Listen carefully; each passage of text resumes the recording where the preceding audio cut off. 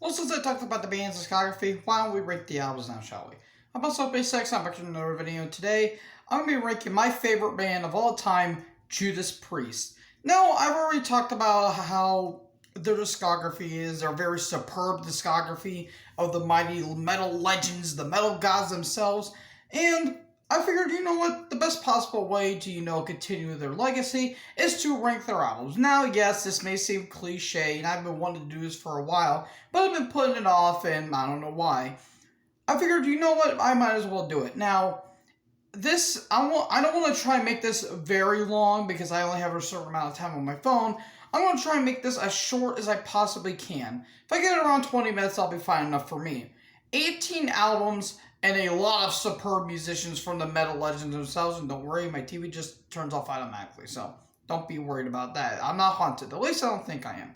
So, 18 studio albums, not including live albums or compilations. 18 albums. Let's dive on right into this with number 18, Demolition, released in 2001. Now, the Ripper Owens era of Judas Priest has been very divisive. Some people like the first album and continue to crap on the second one. Or people just think that Tim Owens was a Rob Halford clone and just hate, the albums that, he released. I'm on that side of the camp. I think Ripper Owens is fantastic. Unfortunately, this album is not as good as its predecessor. Now we'll be talking about it here a little bit. Demolition has some good tunes, but a lot of forgettable filler and a lot of bad tracks here. Tracks like In Between, Lost and Found, Jekyll and Hyde are far forgettable and so god-inducing cringeworthy. The ballad, Lost and Found is so bad. I did not like that.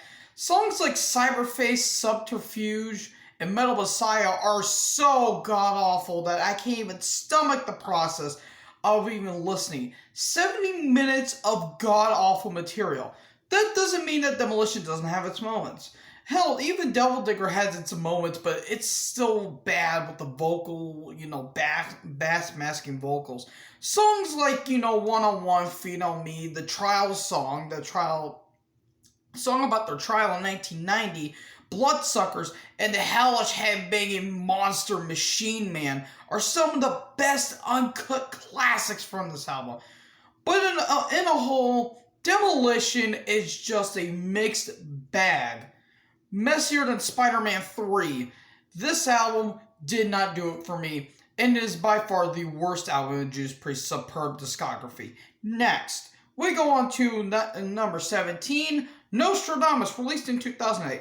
After Priest's killer comeback album in 2005, Priest and Rob Halford say, you know what? How about we do something a little bit different? How about we fiddle around with the hollow holes of power metal? Full-on power metal album doesn't sound bad on, in theory. It's all in execution, folks, and look, I love me some power metal. Iced Earth's discography is spectacular. Minus Stu Block stuff. I love Iced Earth, and I love my fair share of power metal. Hell, The Glorious Burn from 2004, the Gettysburg Trilogy is one of the best power metal epics I've ever heard. And hell, even Dante's Inferno is one of my favorite songs of all time. As a simple power metal album, this album ain't terrible. As a Priest album, it is god-awful. Many people rank this as the worst album in Priest's discography. While I highly disagree with that, I can see where people are coming from. Priest tried something new, upped the production, and got a little more proggy, a little slow, and way too bloated. There are some good tracks here, like Pestilence and Plague, Revelations, Prophecy. Hell, even Warheads has some goofy moments. But the other tracks are so forgettable. Alone just does not fit. Death, unrecognizable. Mankind is so forgettable. And the title track, I see a little, like some people like that song, I think it's god-awful. Nostradamus, as a power metal album, isn't terrible. It's a new look for Priest, and it's a wet fart on this whole discography. As a Priest album, nope, don't dig it. Anyways, number 16, we go to their debut album, Rock and Roll, released in 1974. Priest made their formed back in 1969. Haha, I see what you did there. And released this album 5 years hence. Now, it was originally going to be Al Atkins singing this album, but unfortunately Rob Halford, took over as he was harmonizing with Doris Day, and that went over like a fart in church. Short note, Al Atkins' fingerprints all over this album, and it shows. This album is slower than a snail on a treadmill. This album was so boring. It's so forgettable. Just a lot of bad tracks here. It's the unknown Led Zeppelin album that we never knew we needed. There's some, looking back on it, this album has some okay tracks. Run the Mill's pretty good. I like Cheater. Dying to Meet You is okay. And there's a couple other okay tracks. But it's ungodly slow. Slower than my grandma getting out of bed. My grandma getting out of bed would have been faster than this album's runtime. Bad song after bad song. Never Satisfied. Winter, the title track, is ungodly terrible. There's some... Excuse me about that. There's some okay hard rock riffs that Tony Iommi would have twirled his handlebar mustache about. But even that doesn't sound interesting. Rock'n'Rolla. Next. Number 15. Turbo, released in 1986. Turbo is not a bad album. For me right now, these are albums I fairly enjoy. Turbo is the best Kiss album not made by Kiss. This is a good Kiss album, along with other Kiss albums that suck. Anyways, this album is so cheesy. Now, I understand why they made it. Halford at this point was godly, just out of his mind. Halford drinking on every morning, driving like a lunatic, having substance abuse issues, having a freaking pistols at dawn with his living boyfriend that blew his brains out, and Halford almost off himself, but thankfully recovered. Silver lining, Halford got off the junk and embraced on a fully near decade sober long career. The Black Cloud was Turbo. Now look, Turbo isn't unlistenable. There are some actually good tracks. Out in the Cold, Reckless, Turbo Lover, hell, even Private Property's got its moments.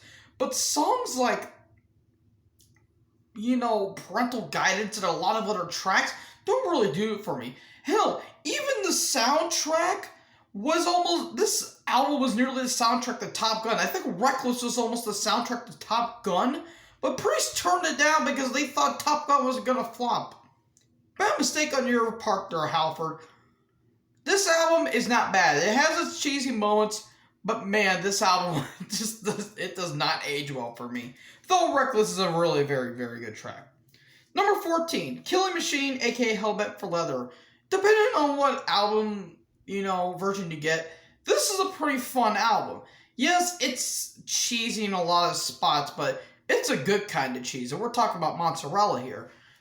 There were some good tracks. The title track, Killing Machine, Before the Dawn's pretty good. Some other good tracks. Evil Fantasies is okay. Delivering the Goods is a standout track in my opinion. Great, great, great song. Even the Green Monolishi with the two-pronged crown. I sound stupid. The two-pronged crown, if you will. Good songs. It just doesn't fit for me. I enjoyed the album initially, but looking back on it, it's just kind of meh. I did like it before, I liked it, before the album that is actually going to be my number 14 spot. So, Killing Machine, aka Hellbent for Leather, has its moments, but doesn't really click for me. Number 14, I'm Gonna Get Murdered for this one. British Steel, released in 1980. This was part of the New Wave British Heavy Metal Act. Bands like Iron Maiden released their debut album. Saxon released Wheels of Steel. Motorhead released their stunner speed metal, blues metal album of the year of Ace of Spades. Hell, even Black Sabbath reunited themselves with Heaven and Hell. A lot of good tracks. Angel Witch made their debut. A lot of good stuff here. This album is the battering ram of the new wave of British heavy metal. But to me, a lot of power pop ballads on the song. Songs like United and what's that other song? United, Living After Midnight's repetitive, and some other tracks don't really do it for me. But there are some good tracks. The speed metal Rapid Fire, Metal Guts is a nice vocal harmony. Grinder's a good track. Hell, even Steeler has its moments. All in all, British Steel to me is very half and half. There's some good songs, but the bad songs are very, very bad. So, sorry folks, a lot of people may have liked this album during the 80s, but here in 2021, it's a bit cringy to look at it. Number 12, the album that was released a year later, Point of Entry. Point of Entry to me is kind of the forgotten Priest album. A lot of people tend to fart on it as, saying that there's only 3 good tracks and nothing else. Listen to Heading Out to the Highway, Desert Plains, Solar Angels, Turning Circles, and, Hot Rockin', and tell me those songs don't belong on songs like British Steel. They went commercial heavy, and I can see why. There's nothing wrong with going commercial heavy. Hell, Metallica did that with their Black Album in 1991, and look how that ended up. There's nothing wrong with going commercial heavy, folks. Point of Entry to me has some very good tracks, but the bad songs like Don't Go and You Say Yes are far, far, far from good tracks. There's a lot of good stuff here. I think Point of Entry kind of gets, crapped on as saying this is a bad album as a follow-up to British Steel. I think it's a pretty, serviceable and pretty, good album in my opinion. Number 11, Ram It Down, released in 1988. I always say this is the prelude, pre-Painkiller, if you will. Fast, heavy, thunderous riffs and vastly guitar solos. Great stuff here. I know why people don't like... Excuse me. I know why people don't like this album. People think that it's like 3 tracks and nothing else. Listen to tracks like Blood Red Skies, Johnny Be Good, Monsters of Rock, Heavy Metal, Hard as Iron, and my favorite, the title track, are far better than some of the forgettable tracks like Love Zone. What the hell is that doing on this fantastic album? Yes, I think this is a great album. Tom Holland's percussion just hits like a howitzer, even though how his controversy later on the latter half of his life came to the fore. Glenn Tipton and KK Downey never released some of the best solos of their entire career. A Rob Halford screaming like the screaming machine banshee that he is. Halford being Halford, and therefore a monolith,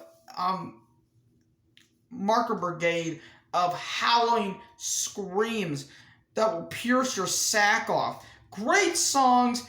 There is some forgettable filler, though. This is a good album, in my opinion. Number 10, Sin After Sin. During the 70s, Priests were kind of on a, commercially, great, making a great triumph for the classic albums. This is my 3rd favorite from the 70s. Great, great, great album here. You got songs like Sinner, Starbreaker, Raw Deal, Call for the Priest, and some other good tracks too. Hell, the album, The Dissonant Aggressor, has some of the best piercing screech that Halford has ever released in his entire story career. And considering what he did in Seven Wings of Destiny and many albums that come later, that is saying something. There is 2 bad songs in this album that really kind of drug it down for me. Here Come the Tears and Last Rules of Summer are god-awful. With that being said, don't let those albums deceive you. This is a great album of the 70s. Number 9, their sophomore album, Sad Wings of Destiny, The Birth of True Priest. Great songs here. There is one low turd on this album that I will get to here in a little bit. But first, let me praise this album. Rob Halford, Glenn Tipton, KK Downing, I think Les Binks was on this, was drumming here, and Ian Hill have created some of the best material. You got classic songs like Tyrant, Genocide, you got classics like The Ripper, fantastic song, Dreamer, Deceiver, and the hellish howlings of Victim of Changes. vastly disgorge this beautiful album. The one low turn on it is Epitaph. What in blues balling Jesus, Mary, and Joseph was this song? Why did they name a tour after this atrocious track? Whenever Halford sings high, stand back because he's going to pierce your unforgiving, unborn ears off. When he sings low, he sounds like a low red lounge singer with a fro and pop belt buckles. What the hell is Halford's, lower bellowing baritone's Gollum?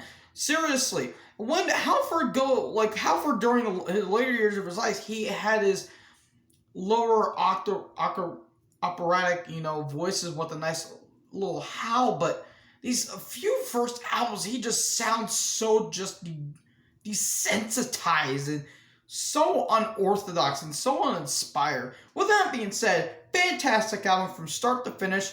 Great, great, great stuff. Number 8, their 2005 comeback, Angel of Retribution. After the utter farce that was Demolition, Halford made a return back to Priest after a short-lived shot in the arm and fight, and having god-awful albums with the likes of Pantera, Nine Inch Nails, and that stupid, retarded-ass, freaking boring-ass album with Trent Reznor 2, Halford made a return to discover the badass Metallurgy box that they did back in 2005, and released some of the most killer material that they ever done in their life.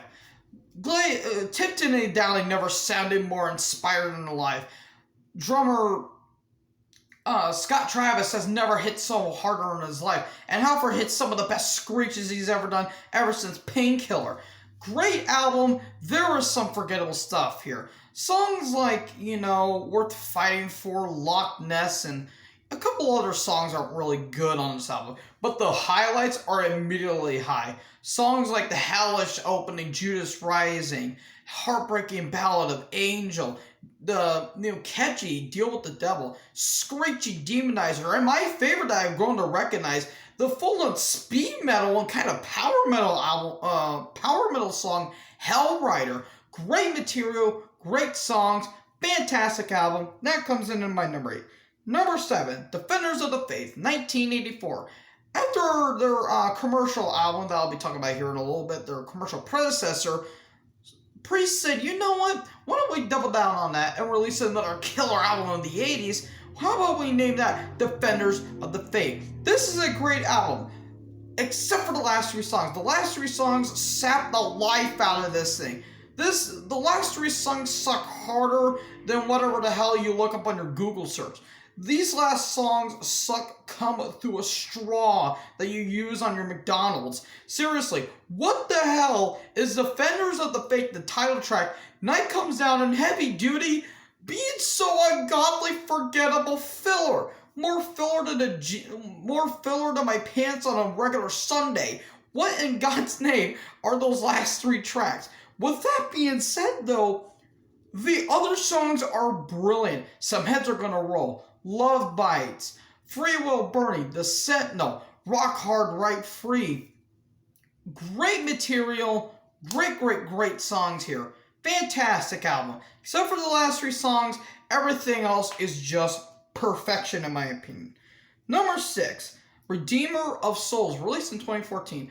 After they fiddled around with power metal, Priest said, you know what? How about in 6 years' time, why don't we release an album that will just smack the taste out of everyone's mouth that was the god-awful farce that was Nostradamus, and released an album that kind of, returned to their form. Monkey production aside, this is a fantastic album.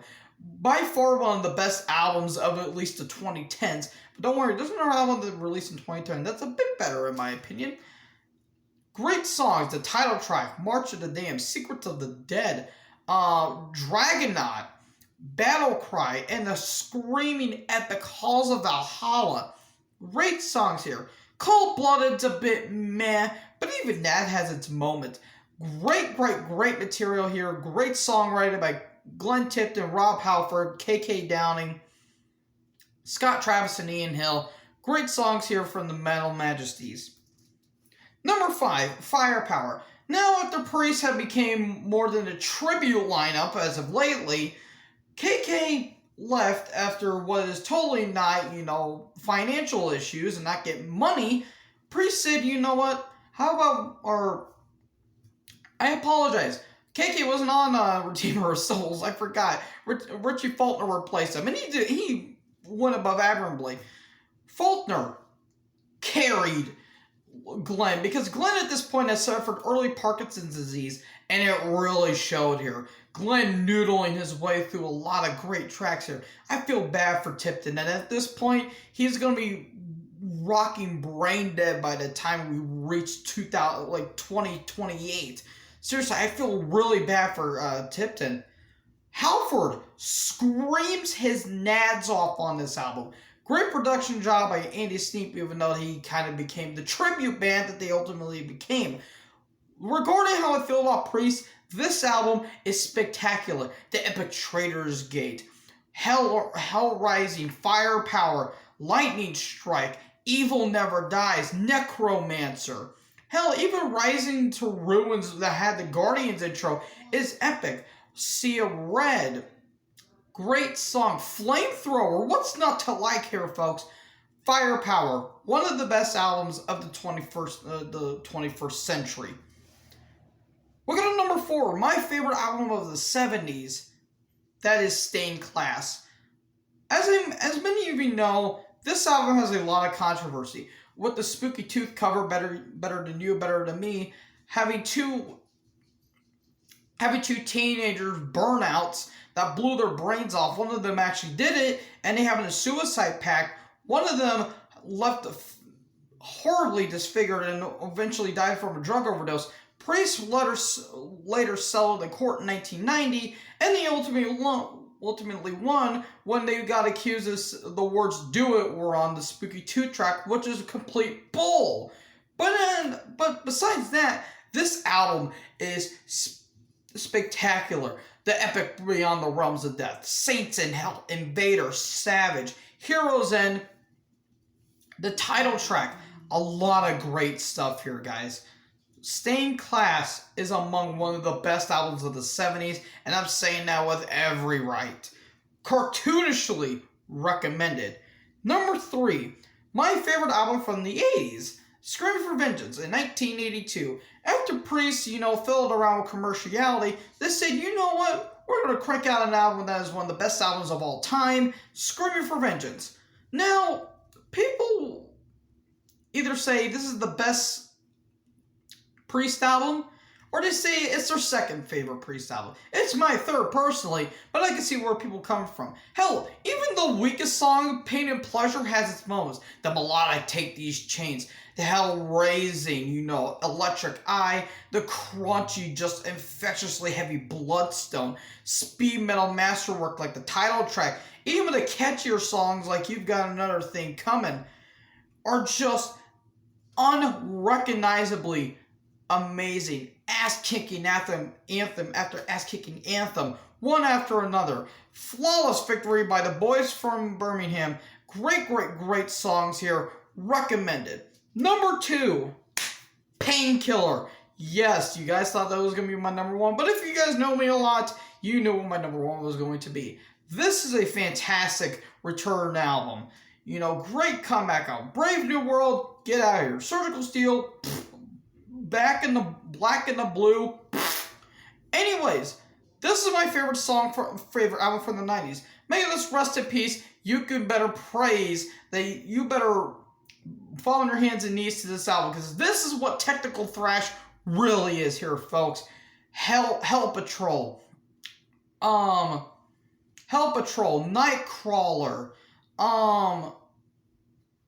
the title track, One Shot of Glory, there's a lot of things going on in my mind right now because I can't comprehend how fantastic this album is. I can't comprehend how great this album is. You guys need to listen to Painkiller. If you guys aren't, then you're missing out on some of the best technical thrash of the 90s. Not my favorite album from the 90s, though. My number one, guys, it's Jugulator. What else do you want me to say from the best album of 1997, in my opinion? And considering when Lost showed off with KFD, that is saying something. Look, Ripper Owens is no Rob Halford, but who cares? This album is a beast. You got tracks like the title track, Bloodstain, speed metal like Bullet Train. Hell, I even like Decapity for how goofy it is. Abductors. Hell, even Brain Dead's got its moments. We got epic songs like Burn in Hell and the 9-minute, nearly 10-minute anthem that is Cathedral Spiders. Best album in my opinion from Priest. They didn't top it in my opinion. Great songs after great songs after great songs. Hell, even Bloodstain got featured on Bride of Chucky 1998. And the fact that Bullet Train didn't win the Grammy for Best Metal Album, Best Metal Song of 1997 is a goddamn crime. I like me some Metallica. I've gotten a refound appreciation. But Better Than You is no better than Bullet Train. Because this album is just great. I can't praise this album enough, guys.